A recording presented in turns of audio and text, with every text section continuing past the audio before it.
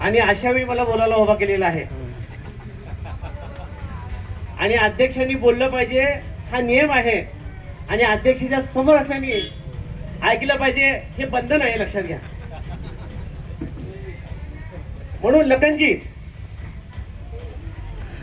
अंधार फार झाला दिवा पाहिजे. लखनजी, अंधार फार झाला अरे दिवा पाहिजे.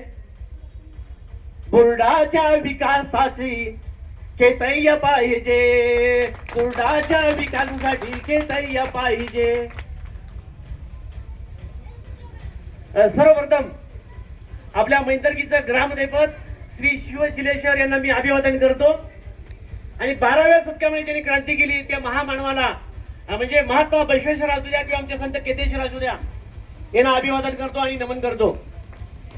आजच्या कार्यक्रमाला खास उपस्थित असलेले शरण साहित्याचे अभ्यासक चांदकवटे सर, माझ्या जिल्ह्याचे दुसरे आमचे पदाधिकारी, आदर्श शिक्षक असलेले भारतजी वडतिले सर, प्रसिद्धी प्रमुख आमचे विष्णूजी साळुंके, ज्यांनी सूत्र उत्स्फूर्त अँकरिंग केलेलं आहे ते सलगर सर, आणि त्याचबरोबर आमचे गोपाळजी रोहिटे असतील, अक्कलकोटचे आमचे अजयजी सूर्यवंशी असतील, आणि सोलापुरातील पिढी गुरुकुल भागातील केतेश्वर मंडळाचे आमचे ज्ञानेश्वर चामनळी, त्याचबरोबर इथून आता प्रेक्षकात भरूड, आणि ज्यांचा सत्कार केला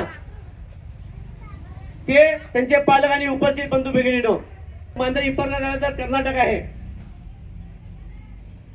आणि इथून जवळ असेल तर मी सोलापूर जिल्हाच आहे. हे सोलापूर जिल्ह्यातल्या एका छोट्या गावामध्ये, मेंदरी सारख्या गावामध्ये आज संत केतेश्वराची जयंती होती आहे.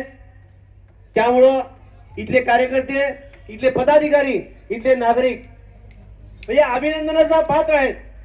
इतका इतका मोठा कार्यक्रम या ग्रामीण भागामध्ये होतो, ही बुरुड समाजाला अत्यंत भूषणाव बाब आहे. आणि बुरुड समाजामध्ये लोकजागृती झाली, याचं हे कारण आहे.